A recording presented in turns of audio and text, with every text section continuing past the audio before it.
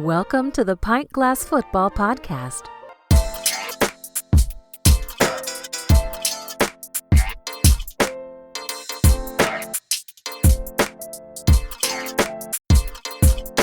What's up, PJF Nation? We're dropping our top 5 wide receivers in this NFL draft. I already know some of you guys are going to disagree with these lists. There's a name everybody loves that I'm lower on. There's a guy that I'm pounding the table for that nobody is talking about. I'm Brad Fowler. He's Alex Higdon. Alex, how are we feeling about this wide receiver class? I'm feeling good. I actually went and I did a little bit more extensive research on these receivers, and I think I have a receiver. I don't know if it's the same that you have, but I definitely have a receiver that everybody's high on that I definitely have pushed down they're still in the top 5, but they just pushed down in the top 5. Yeah, I think we're going to surprise people. I think a lot of these names people are going to expect, but I think where we have them is going to shock some people, and I think a couple names on this list might really surprise some people. Let's start right off the top here. Alex, who's your number 1 wide receiver in this class? Number 1 wide receiver, without a doubt, is Jordan Tyson. I went back and I looked. I was actually looking at him and my guy that I have at number 2 as number 1. But when I went back and I looked at Jordan Tyson, his height, 6'2", just a man's man in terms of height, weight, and speed in terms of that. And then looking at what he did against the upper echelon at Arizona State, looking at him, I saw a full-on receiver that I would like to have on my team that I can deem number 1. Now, he's not as good as Tech coming out last year, or I would even say maybe even Matthew Golden. In terms of what I'm looking at, not saying that they won't be better, but it's in terms of coming out and where I have them ranked. I don't have them ranked, and definitely not ranked as high as the kid out of Ohio State, but I have him ranked number 1 this year. Yeah, and you know what? There's a lot of people that have Jordan Tyson number 1 on their list, and I totally get it. Production from anywhere, right? He lined up outside. They moved him into the slot. They moved him in motion, pre-snap. He was all over the field and was productive anywhere he lined up. He can box out defenders. Like you said, big physical guy, just goes up and wins those contested balls like a power forward. Boxes out smaller defenders. Unstoppable in the red zone. I mean, this guy is a cheat code in the red zone, out muscles defensive backs, makes over-the-shoulder grabs on the deep ball just look easy, clean route runner. Look, bottom line, he would be higher on my list if it wasn't for the injury concerns. So I knocked him all the way down to number 5. Now, I know people are already mad. They're probably turning off this podcast right now, saying, what is this guy doing? Look, I love the player. I really do. But this guy has major injury concerns. Every year he's been in college, he's missed a ton of time. And typically, that's a big red flag for me, Alex. Not that, like I said, love the player, but he misses too much time for me to put him up there in the number 1 spot or even in the top 3 where he is on pretty much everyone's list, because I just have major concerns that he's going to be a reliable player at the next level. Guys who are injury prone in college typically don't get healthier at the NFL level. So that's my only pushback on him, but I'm with you. I love the player, Alex. For me, my number 1 wide receiver is Makai Lemon out of USC. Now, look, this is a guy who's on a lot of people's lists. He's down at number 3, and I think this guy is an absolute dog. And you want to talk about a guy who's a technician, clean, fluid route runner. Another guy, not as big as some of the other guys on this list that we're about to name off here, but man, he plays bigger than his size. Tough, physical playmaker, cuts in and out of his breaks without losing any speed. Like I said, just so clean in and out of his routes, blocks in the run game, plays with a passion. Like I said, just an absolute dog. I love his tenacity. I love his physical nature. I love the way this guy plays the game. I think he's going to be a big-time player. I know he does a lot of damage out of the slot, but I think he'll be able to move him around because he's so crafty and he just finds ways to get open. Yeah, and I think, a lot of these receivers, at least from my perspective, we have a ranking of top 1 to 5. And by the way, I have Makai Lemon as my number 2, which is why I'm going here. I don't see a receiver taken in the top 12, top 15. I think a lot of these receivers, and I think at least 3 of them, maybe even 4 of them will go in the second round. I think I only look at 1 receiver being taken in the first round for the most part. But I can agree on Makai Lemon, and it's because of his size at 5'11". I think he's going to end up being a slot Not that, and that doesn't mean that's not anything bad. That just means he's just going to be a slot at the second level before he moves outside. I think they're going to put him in the slot first and then eventually move him to outside because of the size until they can see what he could do in the slot, and then they'll move him outside. But for me, number 3, I have 6'4" Denzel Boston out of Washington. Now here's a guy who showed up, who has the size. And that's the key thing, because I went back and forth with him and another guy, I'll just throw his name out there, Malachi Fields, that I was looking at, because Malachi Fields kind of played a little bit longer, had a lot more string. But I looked at Denzel Boston and I said, you know what? This is a guy that I like, that's going to that again, I'm going to continuously say show up when it's time to show up. And played against top tier talent. And he played 4 years, but he had a redshirt freshman year, so he basically played 4 years for the most part. But he didn't show up the first 2 years, but then the third and fourth year, 834 yards and 9 TDs. And then this year, 881 yards and 11 TDs. So progression to getting better, keep getting better. And that's something that you want to see. You don't want to see somebody just pops out there with 1 year. You want to see a progression of getting better throughout the 4-year program. Quick shout out to our friends at Props.Cash, the best player prop research tool in the game. Props.Cash lets you scan thousands of props across sports books to quickly spot the highest value opportunities. You get real-time injury and lineup intel, advanced filters to find exactly what you're looking for, and even correlated player props so you can see what tends to hit when a player goes over their line. They cover NFL, NBA, MLB, NHL, college football, college basketball, and the WNBA. It's legit next level prep. If you're serious about betting smarter, go to Props.Cash and use code PGF25 for 25% off your first month. That's code PGF25 for 25% off your first month at Props.Cash. The official ticketing app of Pint Glass Football is now SeatGeek. I can't recommend them enough, guys. I've been using SeatGeek for years. You want to go to a game this season? SeatGeek is here to take the confusion out of buying tickets, making sure you get the best seats at the best prices. With SeatGeek, you'll never have to worry about overpaying for tickets again. How? They put a 0 to 10 score on each ticket, so you know you're getting a good deal. But here's the real game changer. You can get $20 off your first ticket purchase with the code PGFPOD. That's right, $20 off with code PGFPOD. This season, make every game day epic with SeatGeek. Download the SeatGeek app and remember to enter the code PGFPOD to grab your $20 discount. Yeah, absolutely. This is the one guy that we have ranked in the same spot here. I've got Denzel Boston out of Washington, number 3 on my list as well. Like you said, 6'4", 210, built like a true X receiver. There's not very many guys that have that kind of size, that kind of speed, the size, long arms, strong hands. I love his tape because in tight coverage, even those contested catches, he just has vice grips for hands. I mean, it seems like he's always going to come down with it. And I love that he breaks arm tackles and fights for extra yards in the open field. You know, once he gets the ball in his hands, he's a tough physical runner, developed route runner, very clean route runner. That's one thing actually. A lot of these guys I've noticed, we've got a good class of guys who can run the route tree. We've got a lot of guys in this group who are really polished route runners. He's another one.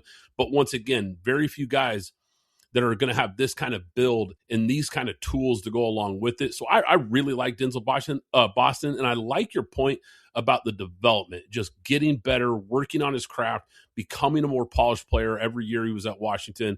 Big time catch radius. I mean, this guy, even when the ball is off target, he can go get it. So, yeah, I'm a big fan of Denzel Boston. I think this is the guy that there's a lot of reports that he's climbing draft boards. You know, this is a guy that people are saying kind of watch out for this name here because he's starting to sneak up a lot of these boards. You know, Makai Lemon, Carnell Tate, and Jordan Tyson are kind of the consensus top three. Obviously, they're not our top 3, but, you know, they're on our list for a reason here.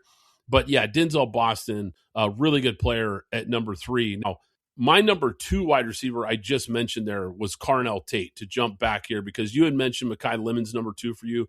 Number 2 for me is Carnell Tate. And, the more I started looking at these guys and started kind of putting them into tiers, like I said, everyone's kind of grouping the big 3 with Jordan Tyson and these other 2 guys. For me, it's really Makai Lemon and Carnell Tate are my number 1, 2 guys that kind of separated when I really started watching the tape. 17.2 yards per catch last season, explosive downfield threat, unbelievable body control. I like that he blocks in the run game. He's not just a receiver out there. He's a football player, high points the football, great hands. I love that he works back to the ball. He's always helping his quarterback out. He's a big-time deep ball threat. He can win in traffic. He's not afraid to go over the middle. Really, once again, precise route runner. Very, very polished receiver, Carnell Tate out of Ohio State. Now, you've got him further down on your list, Alex, and I want to know why. Yeah, I have him at number 4, and it's because this is the first time that I think people are going to miss on an Ohio State receiver. Now, we know it's been between Ohio State and LSU who has the best receivers, but I think this is the first year that people actually miss on if they take him in the first round. Let me be clear. If they take Carnell Tate in the first round, I think this is where they're going to miss him. He has the size at 6. He has the size at 6'3", so that's a given there. But I think that what we saw from Carnell Tate at Ohio State isn't going to translate to the league, and he's not going to be able to turn the yards the way Jason did in Seattle. I think this is going to be a slow rise. I think he may have 1,000 for a year or two, but I think he's going to be more around 800 to 900 yards. I don't think he's ever going to break the ceiling that the previous Ohio State / LSU receivers have broken before. I think he's going to be an okay receiver. I don't think he's going to be a game breaker. And it's just simply because I don't think he's the receiver that we saw in college. He's not going to be the receiver at the next level. Yeah, that's fair enough. Right. And I have him at number 4, by the way. I have him at number 4. Yeah. No, you like the guy. He's just down further on your list than most people, and obviously a little further down than where I have him. But, I think it's about point. And before we get to the rest of these guys, I think there is a bigger point here that you kind of touched on. I think that this is a really, really deep wide receiver class. Yes. I don't know if it's elite at the top. Right. Like we've seen, we go back to some of these recent drafts. You look at the, Malik Neighbors draft. You look at the draft for, Roma Dunze and those guys. Like, I don't think it's that kind of class where we've got 2 or 3 guys that are all potential top 10, top 12 guys. I don't think it's that kind of class. We might have 1 or 2 that go that early, but I don't think we have a bunch that go that early. I do think it's a very deep class where we're probably going to have 20 guys go in the first 2 rounds, which is crazy. But I think a lot of it will be the back end of the first, and then there's going to be a huge run on receiver in the second round, where I think a bunch of these guys are going to fly off the board. But I'm kind of with you there. It's a really good class, but not a lot of blue chip guys. There is no Marvin Harrison Jr. I think they're all good prospects, but I just don't think we have the true blue chip guys at the top this year. So I'll get to my number 4 here. This is the name that I said in the intro, guys, is going to shock you. I've got Chris Bell out of Louisville as my number 4 wide receiver. You're going to be hard-pressed to find very many draft analysts who have him on their top 5. 6'2", 220 pounds. This guy has a size, strength, speed combo that is absolutely rare. You just don't see guys built like this that can run like this. I can't wait to see what he does at the combine, Alex, because I think he's a 4.40 guy with that kind of size. Look, the comp, it's pretty obvious to me who his comp is. It's A.J. Brown. That's what this guy reminds me of. Just big, physical, fast, can beat you down the field. Like I said, 4.40, it will not surprise me if he runs that kind of time, because he's the guy that can pull away from defenders in the open field. Big time athlete, tracks the ball deep, but he also works the middle of the field. Another guy that uses his size and his physicality against defenders. He can box out defenders, make those tough contested catches. This guy has the tools to beat man-to-man, like I said, because of his speed and his size. but he's also really good at finding those soft spots in zone coverage as well. I really, really like Chris Bell out of Louisville. So let me ask you real quick, what's his size? 220. 6'2". Okay. Yeah, and I looked, A.J. Brown is about 6'1", 225. Right. So he looks like he's 6'4", but yeah. Yeah, but they're very, very similar builds. Very, very similar builds. I think that's really the best comp I come up with, because you just don't see a lot of guys, like I said, with that kind of physicality and size and strength that also just can pull away in the open field. And this is a guy that can do it. Right. So for my number 5, I have KC Concepcion. Now, this is another smaller kid, 5'11" for the most part. I won't say he doesn't have Antonio Brown type of ability, but he's just always in the right spot. And again, started as a freshman, went down as a sophomore, then went to A&M, and then went back up and had 61 catches, 919 yards, and 10 TDs. And what I saw was, it didn't matter where he was. He put the numbers up wherever he could put the numbers up, wherever he could put the numbers at, whether it doesn't matter if it's NC State or if it's Texas A&M. We knew that they were a young, developing team, and he stepped right in. He probably could have gone back and perhaps maybe moved up even more in yardage and whatever it is that he could do, but he's deciding to come out this year. So I think this is a guy that you can drop, that you can get in the second, maybe third, but probably the second round, that you can stick right there in the slide, that's going to be able to do some things. Yeah, I think he's a guy that will probably go in the second round. Look, I'm not going to lie. I'm not a huge fan of KC Concepcion. I like this kid. I don't love this kid. I think a lot of people are a little higher on him than I am. Look, he's quick. He's got that really good twitch, really good burst, explosive playmaker. Too many drops on tape. That definitely bothers me. Had a lot of drops this year at Texas A&M. And I can't help but wonder what his real height and weight is going to show at the combine. Because I'm looking at sites that have him listed at 5'11", 190. I've heard some people saying that he's probably closer to 175, 180. And that those numbers are a little inflated. He's not the biggest guy. I'll be curious to see, because I think he's going to run a good 40. I think he'll run a really fast 40. He'll probably have some nice numbers, but I am a little concerned with height, weight. And I can't help but think, is he just a gadget guy at the next level? Is he a guy who can run the full route tree and be a legit outside threat? Maybe.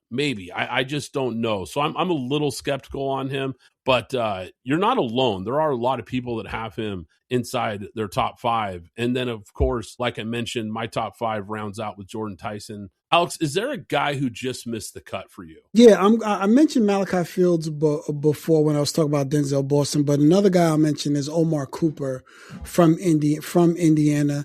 6 feet tall, 6 feet, full wide receiver, but 6 feet tall. A guy that could be a number 1, but probably more of a number 2. Probably a little bit more Michael Pittman than he is, OBJ or whoever you want to call out there. That's a speedster on the outside for the most part. But a guy that has sure hands, that'll always be where he's supposed to be when the ball is hiked. I think a guy that'll get 900 to 1,000 yards and maybe 3,000 yard seasons, but not a guy that's going to have 1,500, 1,700 yards. He's not going to be that rim breaker that's going to go over the top, but a guy that's going to be able to give you 1,000 yards. Yeah, I really like Cooper, man. I'm glad you brought him up, because he really broke out nationally, of course, with Indiana on their big national title run. This guy's got great hands. I mean, really balanced player, finishes, tough. I mean, a guy who can break tackles, contested grabs. Very good in open space. I'll tell you a guy that or as far as a fit, Alex,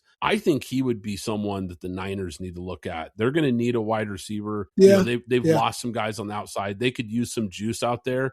And he's really good yards after the catch, which we know is a big part of what Shanahan likes. His receivers take that 5-yard catch, turn it into 12 yards. He does that consistently at Indiana. So I really like Omar Cooper. He was a guy that I really considered in my top 5 as well. A guy that just missed the cut for me, Alex, was the guy you mentioned, Malachi Fields, just outside of my top 5. 218.